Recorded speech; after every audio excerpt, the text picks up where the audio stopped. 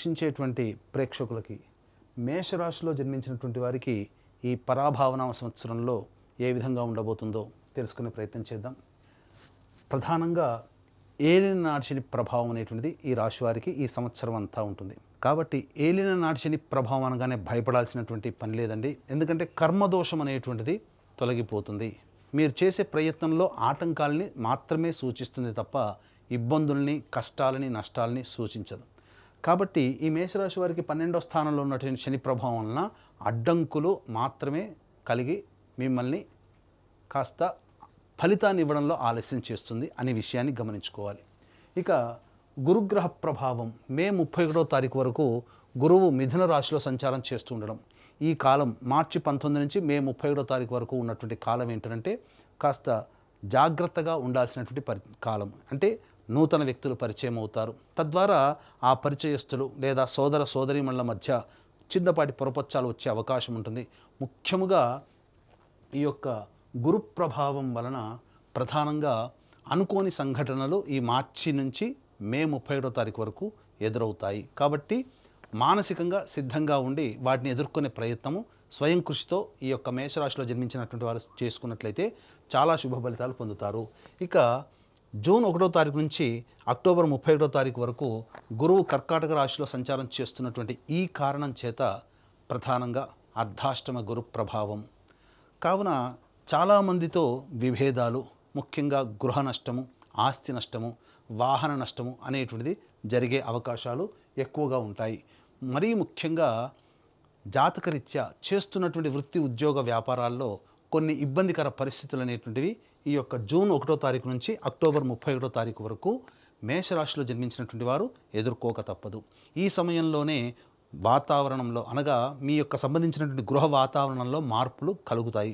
అనగా గృహాన్ని బదిలీ చేయడం కానీ, లేదా వేరే ప్రాంతాలకి బదిలీ అవ్వడం కానీ, లేదా ఉన్న ఇంటి నుంచి వేరే చోటికి మారడం కానీ, ఉన్న ప్రదేశం నుంచి వేరే చోటికి ప్రదేశానికి మారడం కానీ జరిగే అవకాశాలు ఎక్కువగా ఉంటాయి.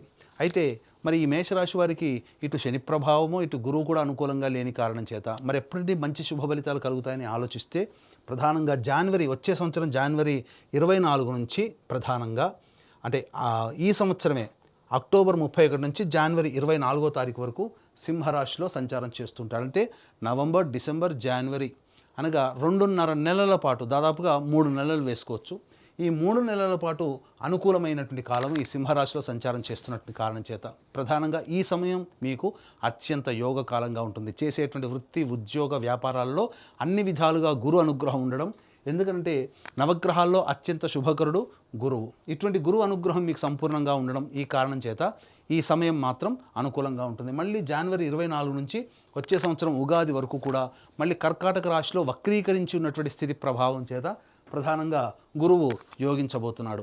అంటే ప్రధానంగా ఒక సంవత్సరంలో 6 నెలల పాటు అనుకూలంగా ఉండకపోవడం, మిగతా 6 నెలల పాటు అనుకూలంగా ఉండడం ఈ యొక్క మేషరాశిలో జన్మించినటువంటి వారికి గురుగ్రహ ప్రభావం కలుగుతుంది. ఇక డిసెంబర్ 5వ తారీఖు వరకు కూడా కేతువు యోగాన్ని కలగచేస్తూ ఉంటే డిసెంబర్ 5 తర్వాత కేతువు అవయోగాన్ని కలగచేస్తాడు. అలాగే రాహు ప్రభావం కనుక చూసుకున్నట్లయితే ఈ యొక్క రాహువు డిసెంబర్ 5 వరకు కూడాను యోగాన్ని కలగచేస్తూ ఉంటే డిసెంబర్ 5 తర్వాత రాహు కూడా అనుకూలంగా ఉండకపోవడం. ఈ కారణం చేత ఒక్క గురువు అనుకూలంగా లేకపోయినా, మిగతా గ్రహాల యొక్క శని అనుకూలంగా లేకపోయినా, మిగతా రాహుకేతు గ్రహాల ప్రభావము అనుకూలంగా ఉండడం చాలా మంచి శుభ పరిణామము ఈ మేషరాశిలో జన్మించినటువంటి వారికి ఉంటుంది అని చెప్పవచ్చు. అయితే ప్రధానంగా ఉద్యోగార్థులకి ఎలా ఉండబోతుంది, నిరుద్యోగస్తులు అంటే ఉద్యోగస్తులు ఎప్పుడు నిరుద్యోగస్తులకి ఉద్యోగం ఎప్పుడు లభిస్తుంది, అలాగే ఉన్న ఉద్యోగంలో ప్రమోషన్స్ వస్తాయా, లేదా వేరే సంబంధించినటువంటి ఉద్యోగంలో ఎప్పుడు ప్రయత్నం చేయాలి అని ఆశించేటువంటి ప్రేక్షకుల్లో మేషరాశిలో జన్మించినటువంటి వారు చాలామంది ఉంటారు. అయితే ప్రధానంగా గమనించాల్సినటువంటిది ఈ యొక్క ఉగాది సందర్భంగా నవగ్రహాల యొక్క అనుగ్రహం 12 రాశుల వారికి ఉండాలి. ఎందుకనంటే మనం చేసే ప్రతి పనులలో లాభమైన, నష్టమైన, కష్టమైన, సుఖమైన, ఇబ్బంది అయినా, అనుకూలమైన అన్నీ నవగ్రహాల యొక్క అనుగ్రహంతోనే మనకు కలుగుతాయి. కాబట్టి కష్టాలను ఎదుర్కొనే ధైర్యము, యోగాల్ని అనుభవించే యోగ్యత ఇవన్నీ కూడా మనకు కలగాలంటే నవగ్రహాల యొక్క అనుగ్రహం కావాలి. ఇట్టి నవగ్రహాల యొక్క అనుగ్రహం కోసం ఏప్రిల్ 1వ తారీఖు చైత్ర పౌర్ణమి మరియు అతి శీఘ్రముగా ఫలితాలనిచ్చే ఉన్న 3 నక్షత్రాలలో ఒకటైనటువంటి హస్త నక్షత్రం రోజున సాయంకాలం ప్రదోషకాల సమయంలో మీ జాతకరీత్యా కలుగు అన్ని రకాల సమస్యల నివారణకి సర్వదోష నివారణ పూజలు హోమాలలో భాగంగా నవగ్రహ పాశుపత హోమము మరియు ఆరోగ్యం కోసం మృత్యుంజయ హోమము, అలాగే సర్వకార్య జయసిద్ధికి సుదర్శన హోమము, సర్వశాంతికి రుద్ర హోమము, అనుకూల దాంపత్యము, వివాహము, ఆర్థిక ఉద్యోగ అభివృద్ధి కోసం లక్ష్మీ మూలమంత్ర సంప్రతి లక్ష్మీ సూక్త హోమాలు జరిపించి శక్తిపాతము చేసినటువంటి కరుంగలి మాల ఇవ్వడం జరుగుతుంది. కాబట్టి ఈ కార్యక్రమంలో పాల్గొనదలిచిన వాళ్ళు స్క్రీన్పై కనిపిస్తున్నటువంటి నెంబర్కి కాంటాక్ట్ చేసి మ్యాక్సిమం ఏప్రిల్ 1వ తారీఖు రోజున మధ్యాహ్నం 3 గంటల లోపల మీరు నమోదు చేసుకోవచ్చు. ఇక వివరాల్లోకి వెళ్ళినట్లయితే ఏ సమయంలో మనకు ప్రధానంగా ఈ సంబంధించినటువంటి స్థితిగతులు అనేటువంటివి మనకు యోగిస్తాయి అనేటువంటి విషయాన్ని మనం గమనించుకోవచ్చు. ఉద్యోగస్తులకి ఎప్పుడు వేరే సంస్థల్లో ప్రయత్నం చేస్తే బాగుంటుంది, లేదా ఉన్న సంస్థల్లో ప్రమోషన్స్కి ఎప్పుడు ప్రయత్నం చేసుకుంటే బాగుంటుంది, ఎప్పుడు లభిస్తుంది, అలాగే నిరుద్యోగస్తులకి ఉద్యోగం ఎప్పుడు బాగుంటుంది అనే విషయాల గురించి క్లుప్తంగా తెలియజేసుకునే ప్రయత్నం చేద్దాం. ఈ మేషరాశిలో జన్మించినటువంటి వారికి 15 జూన్ నుంచి 16 జూలై మధ్యకాలంలో అనుకూలమైనటువంటి కాలము. ఇక 17 సెప్టెంబర్ నుంచి 17 అక్టోబర్ వరకు ఉన్నటువంటి కాలము ఇది చాలా యోగ్యమైనటువంటి కాలము. ఇక 14 జనవరి నుంచి 13 ఫిబ్రవరి వరకు ఉన్నటువంటి కాలము చాలా అనుకూలమైనటువంటి కాలంగా చెప్పవచ్చు. 14 జనవరి నుంచి 14 మార్చి వరకు, 14 జనవరి నుంచి 14 మార్చి వరకు వచ్చే సంవత్సరం ఇవి ఉద్యోగ సంబంధమైనటువంటి విషయాల్లో నిరుద్యోగస్తులు కానీ వేరే ఉద్యోగం చూసుకోవడం కానీ చాలా అనుకూలమైన కాలము, మీ యొక్క ప్రయత్నం నెరవేరేటువంటి సమయంగా చెప్పవచ్చు. ఇక ప్రధానంగా మేషరాశి వారికి 2 ఏప్రిల్ నుంచి 10 మే వరకు ఉండేటువంటి సమయము ఇటు గురువు అనుకూలంగా లేకపోవడము, కుజుడు కూడా అనుకూలంగా లేకపోవడం వల్ల వృధా ప్రయాసలు, వృధా ప్రయాణాలు, ఖర్చులు అధికంగా ఉండడము, అవమానాలు ఎదుర్కోవడం లాంటివి జరుగుతాయి. ఇక 11 మే నుంచి 19 జూన్ మధ్యకాలంలో మీలో ఉత్సాహం పెళ్ళుబెగుతుంది. అంటే ఏ పని చేయాలన్నా ముందడుగు వేస్తారు. గ్రహం కూడా అనుకూలంగా ఉండేటువంటి సమయం కూడా ఉంటుంది, మిగతా గ్రహాలు. ఈ కారణం చేత ఈ సమయంలో పెద్దల యొక్క సలహాలు సూచనలు పాటించి ఏ ప్రయత్నంలోనైనా ముందడుగు వేస్తే విజయం మీ వంతవుతుంది. ఎందుకనంటే దుందుడుకు స్వభావంతో తొందరపాటు నిర్ణయాలు తీసుకోవడం వల్ల నష్టపోతారు కాబట్టి. ఇక 20 జూన్ నుంచి 1 ఆగస్టు వరకు ఉన్నటువంటి సమయం ఏదైతే ఉందో ఇది కుటుంబం పరంగా చూసుకున్నట్లయితే మీ యొక్క వాక్కుని అమితంగా మాట్లాడుకోవాలి. అనగా అమితంగా కాకుండా మితంగా ఉపయోగించుకోవాలి. మీ యొక్క వాక్కు వల్లనే మీకు సమస్యలు వస్తాయి. చేసే వృత్తి ఉద్యోగ వ్యాపారాలలో ఎదుటివారితో సంయమనం పాటించండి. ఆగ్రహావేశాలకి లోను కాకండి. అలాగే కుటుంబ సభ్యులతో వాగ్వివాదాలకి పనికిరాదు. ఖర్చు అధికంగా ఉంటుంది ఈ సమయంలో. 1 ఆగస్టు నుంచి 17 సెప్టెంబర్ ఈ మధ్యకాలంలో ఏదైతే సమయం ఉందో ఇది అన్ని విధాలుగా సహాయ సహకారాలు ఇతరుల నుంచి పొందుతారు. అలాగే చేస్తున్నటువంటి వృత్తి ఉద్యోగ వ్యాపారాల్లో మీరు ఆశించిన దానికంటే ఎక్కువగా అభివృద్ధిని పొందుతారని చెప్పవచ్చు. న్యాయ సంబంధమైనటువంటి విషయాల్లో మీదే పైచేయి సాధిస్తారు. ఇక 18 సెప్టెంబర్ నుంచి 11 నవంబర్ వరకు ఉన్నటువంటి ఈ సమయం ప్రధానంగా తల్లిగారి ఆరోగ్యం పట్ల శ్రద్ధ వహించాలి. వాహనాన్ని నడిపేటప్పుడు జాగ్రత్తలు పాటించాలి. ముఖ్యంగా విభేదాలు, దంపతులతో మధ్య ఉన్నటువంటి విభేదాలు ఏర్పడడం కానీ, భాగస్వాముల మధ్య విభేదాలు ఏర్పడడం కానీ జరిగే అవకాశాలు ఈ మేషరాశి వారికి ఎక్కువగా ఉన్నాయి. ముఖ్యంగా మిమ్మల్ని మీరు తక్కువగా అంచనా వేసుకోవడం వల్ల లేని సమస్యల్ని మీరు కొని తెచ్చుకున్న వాళ్ళు అవుతారు.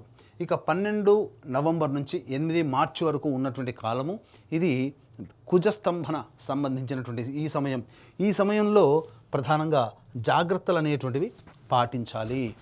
ఈ సందర్భంగా మీరు గనక ప్రయత్నం ఈ విధంగా చెప్పినటువంటి సమయంలో కనుక చేసుకున్నట్లయితే ఉద్యోగస్తులకు కానీ ఇంటా బయట వ్యక్తిగతంగా కానీ మీకు అన్ని విధాలుగా ప్రోత్సాహంగా బాగుంటాయి. ఇక ఈ మేషరాశిలో జన్మించినటువంటి వారు ప్రధానంగా చూసుకున్నట్లయితే మీకు రాజకీయ రంగంలో ఉన్నటువంటి వాళ్ళకి మీకు అంతంత మాత్రముగానే ఫలితాలు కలుగుతాయి. అధికారులు లేదా పార్టీ పెద్దల యొక్క అండదండలు అంతగా లభించకపోవడము, అలాగే ఏదైనా పదవి కోసం ఏదైనా పోటీలలో మీరు నిలబడ్డ ఖర్చులు అధికంగా ఉండడం, ఆశించిన మేర ఫలితం రాకపోవడం, ఈ కారణం చేత కొంత నిరుత్సాహానికి గురే అవకాశం ఉంటుంది. కాబట్టి సంయమనం పాటిస్తూ ఇప్పుడున్నటువంటి సమయం అనుకూలంగా లేని కారణం చేత భవిష్యత్తు ఆశాజనకంగా ఉంటుందనే ఉద్దేశంతో భవిష్యత్తులో మీరు మార్గాన్ని ఏర్పాటు చేసుకోండి. గ్రహాలు అనుకూలంగా ఉంటాయి. ఈ సంవత్సరం వరకు సాధారణంగా ఉంటుంది. ఇక విద్యార్థులకి గురుబలం అనుకూలంగా ఉండడం, పరీక్షలలో ఉత్తీర్ణత శాతము చక్కగానే ఉంటుంది. ముఖ్యంగా విదేశీ యానానికి సంబంధించి ఏ ప్రయత్నం అయితే చేస్తుంటారో ఆ విదేశీ విద్యకి అనుకూలంగా ఉంటుంది. విదేశంలో స్థిరపడినటువంటి వాళ్ళకి మే 31వ తారీఖు వరకు ఉన్నటువంటి వాళ్ళకి వీసాలు శాంక్షన్ అవ్వడం కానీ, లేకపోతే అక్కడ స్థిర నివాసానికి సంబంధించినటువంటి ఏర్పాట్లలో మీరు విజయాన్ని పొందడం కానీ జరుగుతుందని చెప్పవచ్చు. ఇక సినీ కళారంగంలో ఉన్నటువంటి వాళ్ళు ఎలక్ట్రానిక్ ఫ్రేమ్స్ అనగా printing and electronic media, social media రంగంలో ఉన్నటువంటి వారికి సాధారణ స్థాయి ఫలితాలు అనేటువంటివి ఉంటాయి. ఆశించి భంగపడడం కంటే మీ వంతు ప్రయత్నం మీరు చేసుకుంటూ ఉండడమే చాలా మేలనేటువంటి విషయాన్ని గమనించాలి. ముఖ్యంగా కళాకారులు, నటులకి ప్రధానంగా ప్రజలలో గుర్తింపు అనేటువంటిది ఉంటుంది. అన్ని విధాలుగా సహాయ సహకారాలు మీరు ఎదుటి వాళ్ళతో పొందుతారు. కానీ ధనపరంగా మీరు అలాగే మెచ్చుకోలు కనుక అవార్డుల పరంగా ఆశించిన మేర ఫలితాలు పొందలేకపోతారు.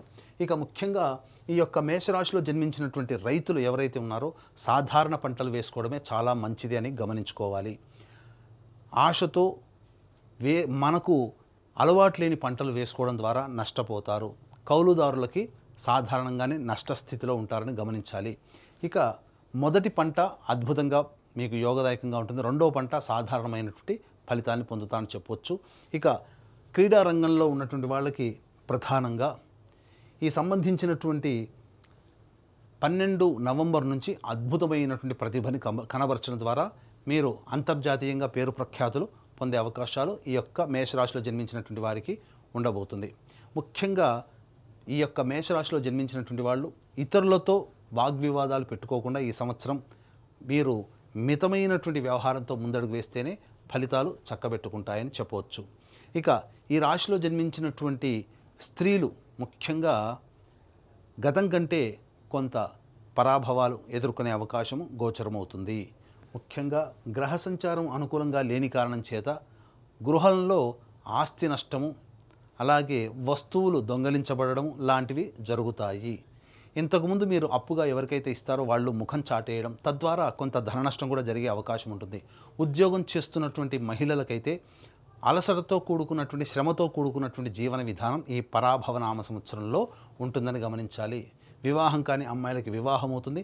సంతానము అనేటువంటిది మాత్రం తప్పకుండా మీకు ఈ సంబంధించినటువంటి అక్టోబర్ 31 నుంచి జనవరి 24 మధ్య కాలంలో సంతానాన్ని పొందే అవకాశము ఎక్కువగా గోచరమవుతుంది.